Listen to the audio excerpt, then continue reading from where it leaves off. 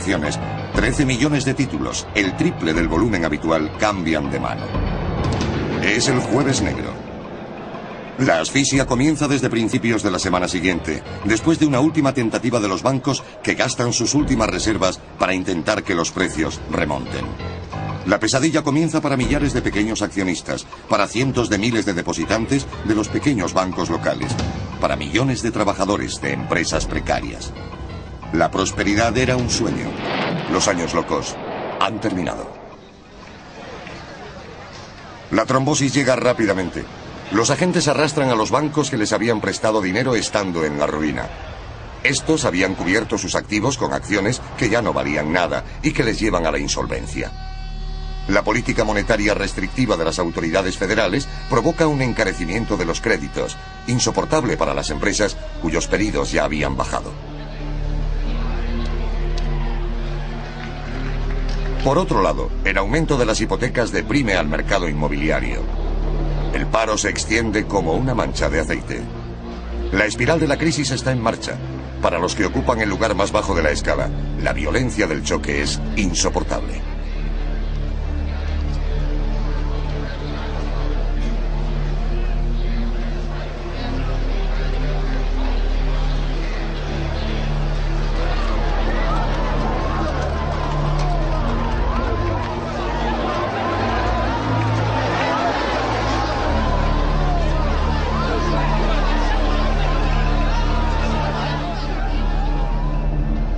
El papel central y motor que desempeñaban los Estados Unidos ocasiona una propagación inmediata del fenómeno al otro lado del Atlántico.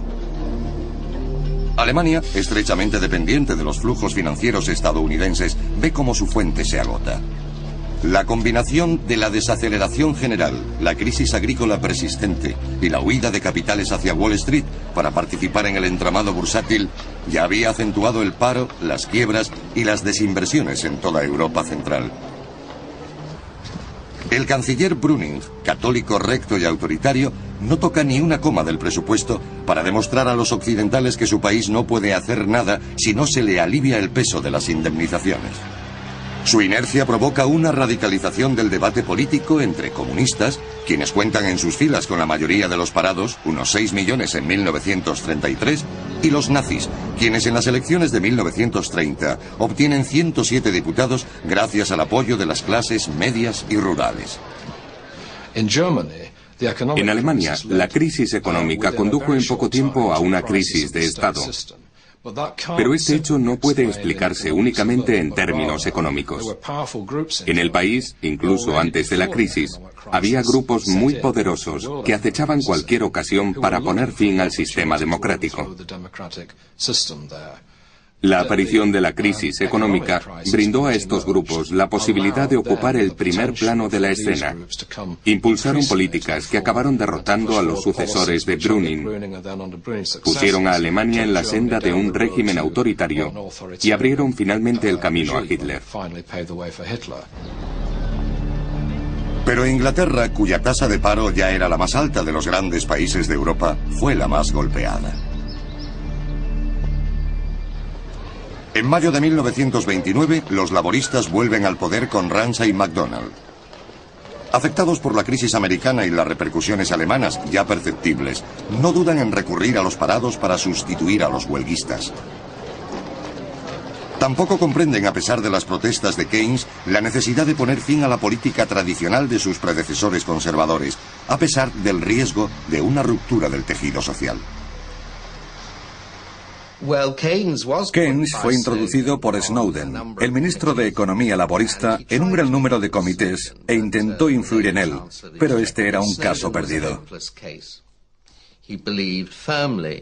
Creía firmemente en el equilibrio presupuestario, en la paridad con el oro y el libre comercio. Es decir, en todas las virtudes conservadoras puritanas que debían seguirse según él para salir del bache y volver a la prosperidad. Por tanto, Keynes no tuvo ninguna influencia entre 1929 y 1931. En el momento en el que el mundo se hundía y estaba necesitado de nuevas ideas en todo Occidente, el poder estaba en manos de gobiernos conservadores. Ya fueran de izquierdas o de derechas, no había diferencia. Por supuesto, las pequeñas economías exportadoras de América Latina, muy dependientes de sus clientes del norte, se vieron afectadas de lleno. ¿Qué podía hacer Chile con sus excedentes de cobre o Brasil con el café antes de que se les ocurriera quemarlo en las calderas de sus locomotoras? Japón, donde el joven Hirohito acaba de ser coronado emperador, también se ve afectado por la disminución de las exportaciones de productos a buen precio. El Partido de los Industriales Imperialistas verá como única salvación del país, amenazado por la caída de los precios y los aranceles establecidos por Estados Unidos y Europa, la constitución de un mercado integrado, protegido y organizado por las bayonetas japonesas. En 1931 conquistan la Manchuria china y la convierten en una colonia manufacturera modelo.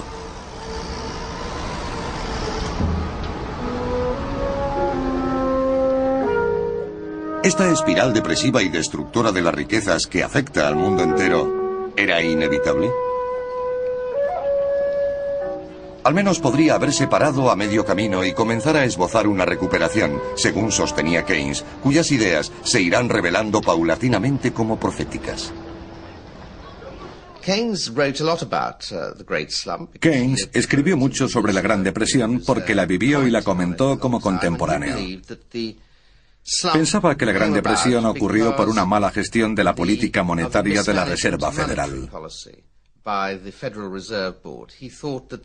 Consideraba que habían subido y mantenido los tipos de interés demasiado altos durante mucho tiempo, 2 años antes de 1929, por lo que habían desanimado a los inversores.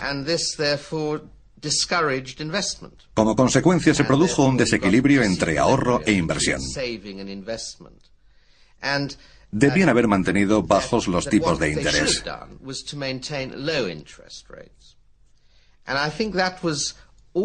Yo creo que este ha sido siempre el núcleo del análisis de Keynes. Las autoridades monetarias mantuvieron los tipos de interés demasiado altos. Para Keynes, 2 errores humanos, 2 errores políticos, transformaron lo que podía haber sido una simple crisis bursátil en una catástrofe mundial. Para empezar, al principio de la crisis, la Reserva Federal mantuvo los tipos de interés al 9%, y Mellon, secretario del Tesoro, provocó el cierre de cientos de bancos en lugar de inyectar rápidamente liquidez al sistema. Se produjo una reducción de la masa monetaria que llegó al 35% en 1933, obligando a la gente a reinventar el trueque y los bonos de compra. Simplemente asfixiaron al enfermo antes de empezar la operación.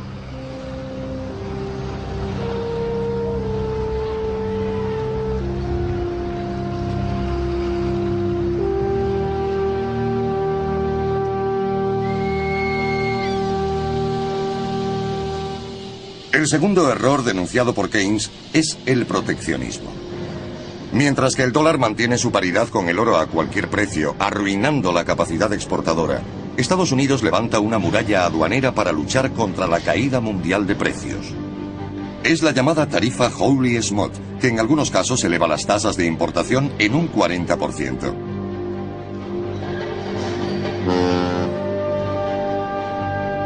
Rápidamente lo imitará Japón, y en 1932, Inglaterra.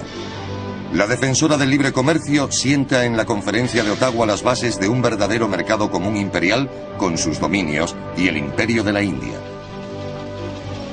Si una barrera aduanera en un momento dado puede salvaguardar un sector económico particularmente amenazado por la competencia, su generalización e inevitable reciprocidad provoca una nueva recesión global de los